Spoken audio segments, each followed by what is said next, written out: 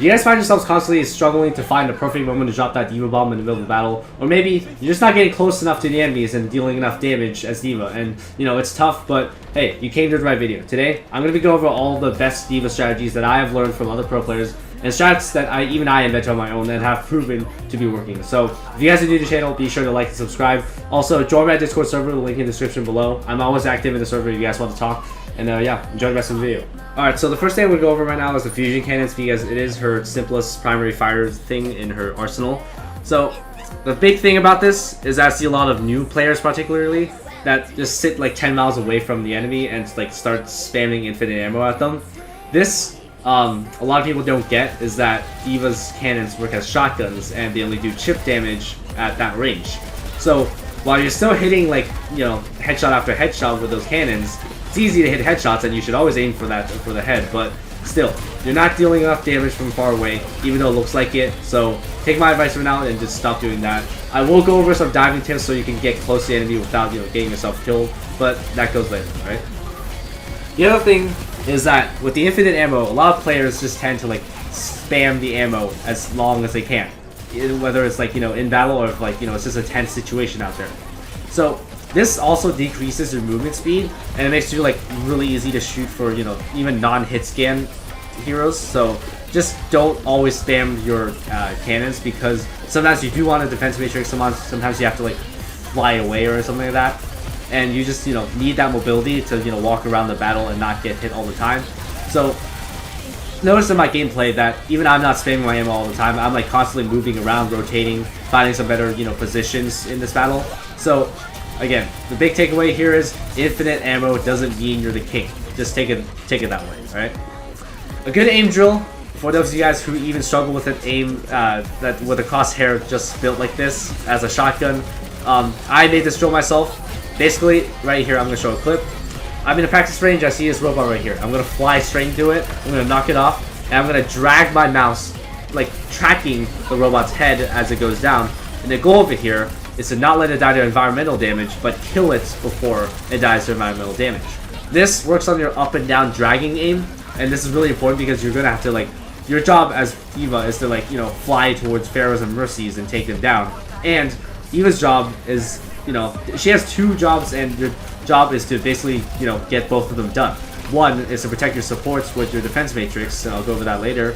And two, D.Va's a heavy fragger and a dive tank. So you're going to be diving and, you know, heavy fragging all the time, and should, you know, you should always aim for the head and, you know, get the kills done as fast as possible. So this is a good drill for, you know, perfecting your aim, because the health spread really wide, and you want that center dot of your crosshair to, you know, stay on the enemy's head. This is a good drill for, you know, working on that, your drag aim. And if you want to work on the left and right drag aim, just use the robots right next to the, you know, that one spot right there. Just remember that the cannons do 60 damage maximum and 0.6 damage minimum. I'm just going to give you those stats, and, you know, hopefully you guys get the idea of, you know, what you should be doing with, you know, in terms of range and everything. So yeah. Lastly, if you guys see a support on low HP, there is one exception where you can shoot from long range. If they're low, because supports do heal on their own, you can chip damage off their health, and if they take so much as one little chip to their HP, they cannot heal. So if you keep shooting at them from long range and keep chipping at them, they can't heal. So that's pretty much the only, you know, exception that you can make for shooting at long range to, you know, keep your supports from healing, because supports are, you know, game changers towards the end of the game. So you do want to keep the supports, you know, from healing that much, and yeah, they're gonna fly away at some point, but you know, whatever works. You gotta delay them as much as you can. You gotta make sure they don't heal even if they're flying away. And who knows, sometimes you just get lucky. That one pellet may just kill a support. So yeah, that's the only exception where you can shoot from long range. And yeah, that'll do it for the fusion cannons. Alright, so the next weapon we're going to go over from D.Va's arsenal is the missiles. And these things do 120 damage maximum with splash damage. These missiles are pretty slow, and they usually work best when it hits multiple targets or a tank, because it has splash damage. If only like 2 or 3 missiles hit, it won't make much of a difference, so I wouldn't aim for just one Sojourn that you can't hit, I would aim for multiple squishies combined together, or one large Roadhog. So knowing that, you should aim for, you know, the enemies, but also remember that you can use it to melt down barriers like Reinhardt's or, you know, Sigma's. Because you do want to break those barriers before you ult, but I'm going to get into that later. Don't try to hit targets that are like spread out, even if you can like see all of them. If they're spread out and you like, you know, wiggle your mouse left to right really fast, only like 2 or 3 missiles are going to hit each target. Maybe more, maybe less, but again, that's not going to make much of a difference, so that's really all I got for the missiles. Just, you know, the big takeaway here is to aim for multiple targets stacked together and hit as many of those missiles as possible, because only 2 or 3 of them hitting won't make that much of a difference. Alright, so D.Va's defense matrix can be combined with her missiles, and that way she can protect herself while dealing lots of splash damage. But while doing this, a lot of people use up all the defense matrix ammo, and even while they're not doing this, people will just find a way to like waste all the energy as well. The strat here is to use it in 1 second bursts, because you're not going to use it all the time. The only time you want to hold it is when you're taking heavy damage from, like, you know, a Bastion turret, or if you're protecting teammates from an ult, because again, one of D.Va's jobs is to protect your teammates from enemy ults or just enemy attacks in general. If you use 1 second bursts with your defense matrix, you can block all Sigma shots and like even land a few hits in between when there's a cooldown. Because Sigma does have a 1 second delay between each of his attacks with his primary fire, so this allows you to counter Sigma effectively, and D.Va just counters like a lot of tanks if you play her well, but I'll get into, you know, all that game stuff, you know, the game sense stuff later. The defense matrix does have a 10-meter range, so you can use it to block a lot of stuff from far away before they hit you, and this allows you to, like, you know, make some space, you know, find the right timing for it. Just be aware of what you can and can't block though. You can't block any melee attacks or beams, and sometimes, you know, explosive ults like Junkrat or, you know, an enemy D.Va. So just be aware of what you can and can't block. It's mostly common sense, but you get the idea. Now, for those of you guys who are, you know, struggling to get close and personal and get some damage, you know, on the enemy team because you're afraid of, you know, diving in and you just you know, can't get out of it alive after diving in, here's a good strategy for diving. I made up the strat, or maybe I just saw it from a pro. I don't really know at this point, but basically, the idea is you dive in with your boosters, and you're gonna activate your defense matrix and shoot your missiles, and you're gonna keep an eye on your booster timer because it does only last for 3 seconds, and if you mess this up, you will fall into the pit and die. Basically, when it's about to end, you have to jerk your mouse up, and when it goes up, you have to jerk your mouse left or right and go straight back to where you were diving from. That way, you're going to be flying back to your team at that point, and then at the last second, deactivate your boosters and flick your mouse back, and you'll be pointing back at the enemies while flying, you know, or, you know, should I say falling towards your, you know, teammates. That way, you can actually safely execute this and deal some damage while protecting yourself while diving in. While you're falling back, I would either, you know, spray some cannons down, or if you're taking some fire, I would use your defense matrix again, and that way you can, you know, give yourself the ultimate protection in and out of the dive. So this is one of the most effective ways to dive in. I've seen some pro players do it, and I didn't really like watch a lot of pro players, you know, play D.Va, so I think I kind of like came up with this myself. But it is a really common strategy, and it's proven to work as long as you have supports there, because you're still going to take a few hits while you're falling back or when you're flying back, because you can't defense matrix the back of you. So you're going to want at least one good support that heals fast to help you on this one. Obviously, you don't want to dive in even with the defense matrix if you're low, so be smart about diving is a big takeaway here. Alright, so speaking of the boosters, a lot of pro players do dive in from height, and this is also a good strategy because D.Va's a controlling tank, so she can control high ground, and it's a really essential strategy to winning. So try to control high ground with D.Va and boost in from height. A lot of people just don't expect a tank to boost in from height because tanks don't really take high ground, but D.Va is an exception because she can fly and she has a lot of mobility. So just try to dive into battle from height whenever you can. Obviously, make sure your supports know and, you know, they're somewhere around, alright? Another thing you can do is you can boost at the enemies and immediately cancel or not cancel for a knockback effect. It doesn't knock back that much, but it does deal 15 damage, which isn't a lot, but it can knock some people off, you know, on a good map like Elois or something like that. So you want to utilize these boosters to make some space with the knockback for your team. Again, with the diving strategy that we just went over, you can also knock back enemies while doing that and protect yourself with your defense matrix, because, you know, working with a combination of all the weapons in D.Va's arsenal is the key to playing her well. So be smart with the dive and also use, you know, whatever you can to outsmart the enemy in the end. Alright, moving on to the most important and probably the most interesting parts of D.Va's arsenal. The ultimate and Baby D.Va. You can't forget Baby D.Va. Had to put that there. Don't ask me why, because why not? So, I know all of you beginner players, I've been there too.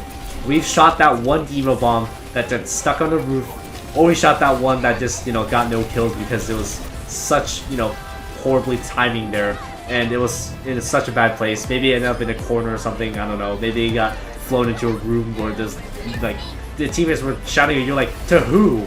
But we've all been there, alright?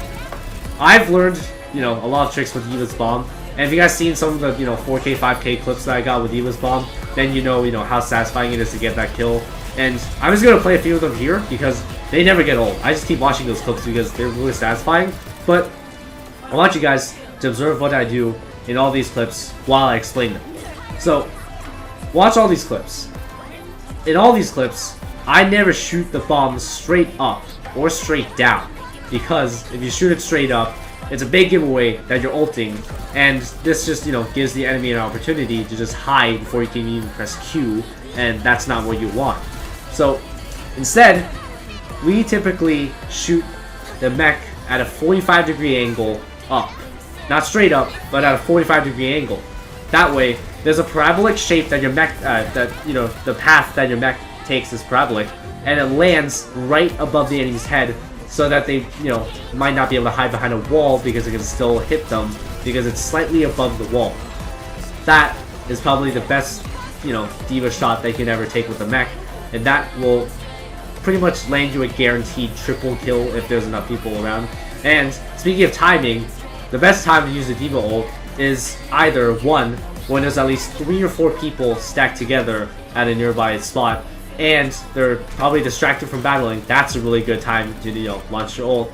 Or if it's towards the end of a round and you want to drop your mech down to ult because you want to get the enemies off the point. Now, the big thing I want you guys all to know is, if you guys ever play comp, don't expect to get 4 kills from a D.Va bomb, because people are smart enough to, you know, take cover, right? You may, like, in comp, 1 or 2 kills with D.Va's bomb is fine, really. And the other thing is, getting people off point, like getting them to move, is also another point with D.Va's bomb. Alright? So, when you're on point, or on payload, or, you know, even on robot that's stuck, if you just drop your ult, and like, say it's overtime, if you just drop your ult and get the people away from the point, you can force a game winner right there. So, you don't always have to get kills with D.Va's bomb. You can, you know, even use it to just push people off, or to just make some space for your team to move. But it's just a game changer if you put it on, you know, right on the point or on the payload towards the end of the game, because it can force a game winner there. The teammates, your teammates will be able to like recontrol the point, and they will push the enemies back. So you don't always have to expect kills with D.Va's bomb. I know it's satisfying to get kills, but you don't always have to get the kills. You can also try launching this bomb behind walls to confuse enemies because they won't see it coming. Or you can launch over a bridge if you're daring and you know that it won't get stuck on the bridge. So, in some of these clips I've done that before, and it's honestly a really good strat because, you know, they won't see it coming. They'll be looking all around for the D.Va bomb, and by the time they see it, it's going to be too late. And just so you know the statistics behind the ult, it's 1,000 damage for the self-destruct and 250 for the call mech. The call mech, it's, you know, it's funny when it kills, like, or when it, like, as I call it, it's funny when it sits on people, but you want to, like, use it wisely. It can one-shot, you know, squishies and, you know, tanks at low HP, but you want to be careful because you are vulnerable to, you know, heavy damage when you're calling the mech, because it takes, like, 1 second to call the mech, and if you call it in the middle of a battle, you may get kills, but you can also get melted or sniped by, you know, the enemy team. So, only go for a call mech kill if there's supports around, or if the enemies are distracted. And, you know, in a comp game, it's best just not to go for that call mech kill because it's really hard to, you know, just pull off in time. So yeah, call mech kill, definitely, you know, funny, but, you know, don't use it unless you're like trolling in an unranked lobby. Okay, so just a little side note that I forgot to add in this chapter of, you know, the ultimate in Baby D.Va. Sometimes in some of these clips you see that I launch the mech straight at the enemy, and this only happens when the enemies are all stacked up together and there's a little like hallway, you could say, where it's like really tight, and as the mech is launched towards them, it pushes all of them back together and blows them all up, and it ends up with me getting like 4 or 5 kills, right? So this is an exception where you can fly the mech straight at the enemy, and typically you don't do this because people can just find a wall to hide behind, but in this situation, and again, you have to really analyze the situation to see if, you know, what you're doing is what you think you know, the trajectory of your mech, what you think it will be or what it will look like is correct. You really have to analyze the situation. So in this situation, launching the mech straight towards the enemy was the best option because launching it up meant that they could just hide under the bridge or just find a building nearby. Lastly, if you guys notice after I like drop my D.Va bomb, this is a tip just for fun. If you guys want to spice things up, just hit him with, you know, the hello emote because it looks like a little bye-bye wave, and if you're, you know, feeling spicy, then just do that, and if you end up with like 4 kills, then it just, you know, looks really nice and makes the clip much spicier. So yeah, that's just a tip for fun, but remember, really just analyze the situation to see what trajectory your mech should take and how you should time your next ball. Lastly, Baby D.Va has more range than the actual mech itself. And at range, Baby D.Va is like, you know, has so much more damage than the mech itself at long range. So knowing this, sometimes when after you ult or after you use your mech and you're still alive, it's sometimes better to just stay on Baby D.Va instead of activating your mech right away. Because you do want to get some range damage depending on the enemy's team comp. But at the same time, remember, you have the same amount of HP as Tracer, and you have like pretty much nothing other than your pistol, so it is really dangerous to be out of your mech, but you can get some range damage off if it feels safe, so just keep that in mind. You don't always have to call your mech right away, and you can just take advantage of that, you know, long range to get some, you know, long range damage and, you know, stay safe at a long range. So just analyze the situation and see if you know, really want to call your mech right away. Alright, finally, I got some game sense tips for you guys, as I was mentioning earlier. Basically, these tips are just, you know, for you guys to consider while playing the game itself, and it's all about, you know, using your logic as you're playing, and, you know, making the right decisions in the right amount of time. So here's a few tips. You can try to take down other enemies on the team when their tank switches to Zarya, but your team will have to focus Zarya for you because Zarya is a counter to D.Va, as she has a beam that D.Va cannot block with the defense matrix. Now, I played against Zarya's, you know, in unranked matches, and I never switched before to like a Zarya counter, and we just use the same strat. And the key here is to not shoot down Zarya's barrier. I mean, not the barrier, because it will increase Zarya's beam damage, and she will melt you and the rest of your team if you do that. So Zarya is useless without, you know, a high damaging beam, and it is possible to play against Zarya as D.Va, but it's risky, and I don't recommend doing this in comp. I recommend doing this just like, you know, get better in unranked lobbies. You do want to protect your supports, whether there's a Zarya or not, because again, D.Va has 3 main jobs. 1 is to heavy frag the team, 2 is to dive, and 3 is to protect the supports. Because you have the biggest hitbox in the game, you're going to take heavy damage and you're going to attract a lot of attention from the enemy DPS. So you need your supports by your side, and you need to protect your team with your defense matrix, and you got to master all 3 of the jobs, because all 3 of the jobs is your one job, and you have to, you know, take on that big responsibility. This is more like a common sense tip, but play aggressive with D.Va. Like, you can really W key and be aggressive, but you have to know when to retreat for heals and when to not dive, you know, with the strat earlier. That diving technique is, you know, protective, but it will only be protective for so long, alright? When you're in the air, you're vulnerable to bastions or, you know, soldiers, you know, sniping behind your back. Like I mentioned earlier, self-destruct can be used to move enemies on or off a payload. It does not always need to be used for kills. You can move them onto the payload and set a trap for them, or you can move them off a payload towards the end of the game to force the game winner. You don't need to expect a quadra kill or quintuple kill in comp, because a lot of people, even if you don't give a big giveaway that you're ulting, they will know that you're ulting after like the last second, or even if they don't know, they will find a spot to hide quickly. And honestly, 2 kills is really all you need in comp if you're really just trying to go for a highlight or something. But don't expect to highlight in comp, because you can't really get those big kills in comp. And the big thing you want to do in comp is just get the enemies off of the goal. Lastly, if you do need a switch because the enemy tank is on Zarya, you want to switch to Reinhardt or Ramatra, as they both counter Zarya really well. I recommend Ramatra because Ramatra is like really broken right now still, and you can also use Sigma, but just be careful because Sigma, his blocking ability, the kinetic grasp or something like that, does not block Zarya's beam if I recall correctly. So just keep all this in mind the next time you play. All of this is just based on logical decisions to make during the battle, and you just want to think and make decisions quickly. So that's gonna do it for this video. Let me know if you guys have any more tips that I forgot to add, or let me know if you guys have any questions. Again, join that Discord server. I am always active in that server if you guys want to talk to me, and subscribe if you're new. And I'll see you guys later. See you.